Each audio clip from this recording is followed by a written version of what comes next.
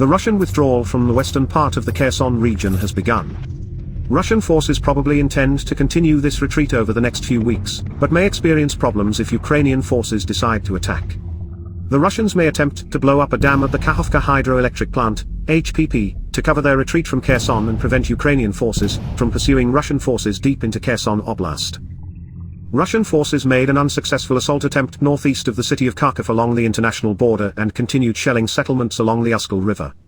The Ukrainian General Staff reported that Ukrainian troops repulsed a Russian offensive on Turnover, about 40 kilometers northeast of the city of Kharkiv. The Russians launched missile strikes against industrial infrastructure in the Kiev district of the city of Kharkiv, and continued shelling and airstrikes against Kupiansk and settlements in its vicinity. Russian forces concentrated most of their military equipment near Svatovoy and Troitskoy, about 55 kilometers northeast of Svatovoy.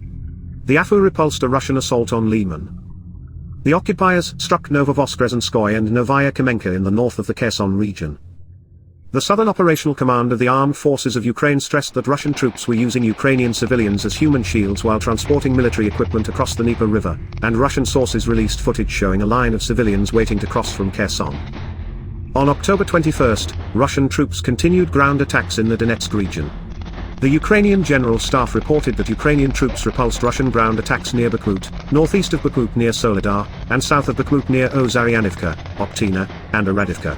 A Russian source claimed that Wagner GPC fighters had advanced from positions on the eastern outskirts of Bakhmut into the center of Bakhmut, and Wagner personnel had taken fire control of the railroad that Ukrainian forces used to supply the Bakhmut area. Russian authorities are trying to maintain the facade of sustainable and powerful logistics in southern Ukraine, while accelerating measures to compensate for the damage caused by the Kerch Bridge. Crimean occupation head Sergei Aksyonov said that more than 1,000 trucks traveled to southern Ukraine via alternative overland routes, and ferries ferried more than 720 vehicles across the Kerch Strait.